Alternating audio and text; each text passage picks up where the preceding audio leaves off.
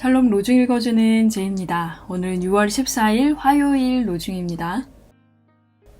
주님께서 성읍을 보호하지 않으시면 파수꾼은 헛되이 깨어있는 것이다. 시편 127편 1절. 나는 확신합니다. 여러분 가운데서 선한 일을 시작하신 그분께서 그리스도 예수의 날까지 그 일을 완성하실 것입니다. 빌립보서 1장 6절. 주님 안에서 행하는 하루 되세요. 샬롬 하올람. 오늘 로중 말씀을 같이 읽으면서 복음을 전하는 삶이란 무엇일까 함께 고민해 보았으면 좋겠습니다. 사도 바울이 빌립보 교인들에게 쓴 글입니다. 그리고 그 빌립보 교인들에게 감사를 전하는 것으로 편지를 시작해요. 나는 여러분을 생각할 때마다 하나님께 감사드립니다. 이렇게 교인들과 하나님께 감사하는 그런 문장으로 편지를 시작합니다. 왜 감사하냐? 빌립보서 1장 5절 말씀을 보면요. 여러분이 첫날부터 지금까지 복음을 전하는 일에 동참하고 있기 때문이다. 이렇게 이야기를 하고 있어요. 빌립보 교인들은 어떻게 복음을 전했을까? 이들이 거리로 전도지를 들고 나가서 예수 믿으십시오. 예수 믿어야 천당 갑니다. 안 믿으면 지옥 가요. 이런 외침으로 전도를 했을까? 가가호 방문하면서 문을 두드리고 여러분 예수 믿으세요. 이렇게 이야기를 했을까? 아마도 그렇게 하기는 참 어려운 환경이었을 거예요. 아니 내가 예수를 믿습니다라는 그 고백 자체가 생명을 왔다 갔다 하게 만드는 일인데 어떻게 남의 집에 가서 혹은 거리에서 예수 믿어라 이렇게 소리치면서 전도를 할 수 있었겠어요. 근데 오늘 로중 말씀을 통해 이들이 어떻게 전도했을지를 한번 상상해 봅니다.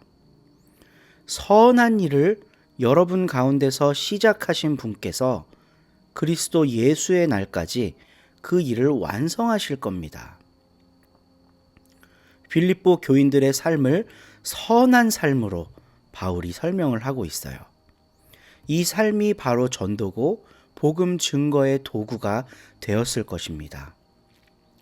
핍박받는 상황, 어려운 상황, 경제적으로, 사회적으로, 정치적으로 소외되어 있고 어려운 그런 환경에 처해 있는 사람들이지만 이 사람들 속에서 선한 것들이 발견되는 거예요. 그러니까 결국 예수 믿고 천국 가세요 라고 공개적으로 전하지 않아도 많은 사람들이 빌립보 교인들의 삶을 통해 감동을 받고 예수께로 나아갈 수 있었다는 겁니다. 오늘날도 똑같지 않을까 싶어요. 길거리에서 예수 믿으세요 전도지 나눠주며 외치는 게 과연 전도에 더 효과적일까?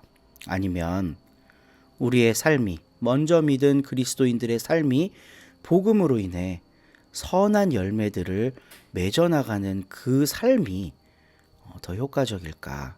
우리가 한번 같이 고민해 봤으면 좋겠어요. 그리고 이렇게 기도했으면 좋겠습니다. 주님, 선한 열매를 맺으며 살아갈 수 있도록 인도해 주십시오.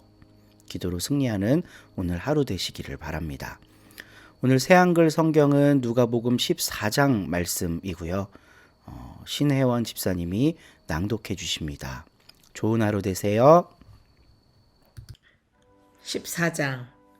예수님이 안식일에 빵을 잡수시러 바리새파 지도자들 가운데 어떤 사람의 집에 들어가셨을 때 일어난 일이다. 사람들이 예수님을 자세히 지켜보고 있었다. 그런데 보라, 몸 붓는 병을 앓고 있는 어떤 남자가 예수님 앞에 있었다. 이런 상황에 반응하여 예수님이 율법 전문가들과 바리새파 사람들한테 말씀하셨다. 안식일에 병을 고쳐주어도 괜찮은가요? 안 괜찮은가요? 그들은 아무 말도 하지 않았다. 예수님이 아픈 사람을 붙잡고 낫게 해주신 뒤에 떠나보내셨다. 그러고는 그들한테 말씀하셨다. 당신들 가운데 누가 자식이나 소가 우물에 빠지면 곧바로 끌어올리지 않겠소? 안식일 날이라고 해도 말이오. 이 말씀에 그들은 대꾸할 수 없었다. 예수님이 초대받은 사람들한테 비유를 말씀하셨다. 그들이 으뜸 가는 자리들을 골라 잡는 것을 눈여겨보셨기 때문이다. 그들한테 이렇게 말씀하셨다. 그대가 어떤 사람한테서 결혼잔치에 초대를 받으면 으뜸 가는 자리에 기대 앉지 마세요. 그 사람이 그대보다 더 귀하게 여기는 사람을 초대했을지 모를 일이니까요. 그렇다면 그대와 그 사람을 초대한 사람이 와서 그대에게 말할 수도 있어요. 이분에게 자리를 내드리세요. 그러면 그때부터 그대는 창피해하며 끝자리나 차지하게 될 겁니다. 오히려 초대받았을 때 가서 끝자리에 기대 앉으세요. 그러면 그대를 초대한 사람이 와서 그대에게 친구, 더 높은 데로 가까이 올라가요 하고 말할 겁니다. 그때에 그대와 함께 기대 앉아 먹는 모든 손님들 앞에서 그대가 명예를 얻게 될 겁니다. 스스로를 높이는 사람은 모두 낮아지지만 스스로를 낮추는 사람은 높아질 것이기 때문입니다. 예수님은 자기를 초대한 사람에게도 말씀하셨다. 그대가 점심이나 저녁을 낼 때면 친구들을 부르지 마세요. 형제자매들도 친척들도 부자 이웃들도 부르지 마세요. 그리하여 그들도 담례로 그대를 초대하여 그대에게 되갚는 일이 없도록 하세요.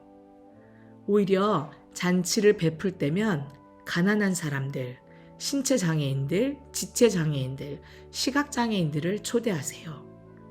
그러면 그대는 복 있을 겁니다. 그들은 그대에게 되갚을 수 없을 것이기 때문입니다. 올바른 사람들이 부활할 때에 하나님이 그대에게 되갚아 주실 것입니다. 함께 기대 앉아 먹던 사람들 가운데 어떤 사람이 이 말씀을 듣고서 예수님께 말씀드렸다. 복 있습니다. 하나님 나라에서 빵을 먹을 사람은. 예수님이 그에게 말씀하셨다. 어떤 사람이 저녁에 잔치를 크게 벌이고 많은 사람들을 초대했어요. 잔치 시간이 되자 그는 자기 종을 보내어 초대받은 사람들에게 이렇게 말하게 했어요. 오십시오. 이제 준비가 되었으니까요. 그러자 모두가 하나같이 못 가겠다고 둘러대기 시작했어요. 첫 번째 사람이 종에게 말했어요. 내가 밭을 샀는데 어쩔 수 없이 나가서 그걸 살펴봐야 하네. 부탁이네. 나를 좀 봐주게. 다른 사람이 말했어요. 내가 소 5쌍을 샀는데 그것들을 시험해 보러 가는 길이네. 부탁이네. 나를 좀 봐주게. 또 다른 사람이 말했어요. 내가 결혼해서 아내를 맞았네. 이 때문에 갈 수가 없네. 종이 돌아와서 자기 주인에게 이것들을 알렸어요. 그때 화가 치밀어서 집주인이 자기의 종에게 말했어요. 여기저기 도시의 크고 작은 거리로 빨리 나가거라. 그리고 가난한 사람들과 신체 장애인들과 시각 장애인들과 지체 장애인들을 이리로 데려오너라. 또 종이 말했어요. 주인님, 지시하신 일은 다 했습니다. 그래도 아직 빈자리가 있습니다. 주인이 종한테 말했어요.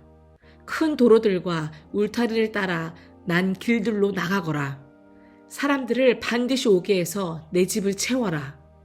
너희들에게 말하는데 초대받은 저 사람들 가운데 내 잔치를 맛볼 사람은 하나도 없을 것이다. 큰 무리들이 예수님과 함께 가고 있었다. 예수님이 돌아서서 그들한테 말씀하셨다. 나한테 오는 사람이 자기 아버지나 어머니나 아내나 자녀들이나 형제들이나 자매들이나 심지어 자기 목숨에 대한 집착까지 내려놓지 않는다고 합시다.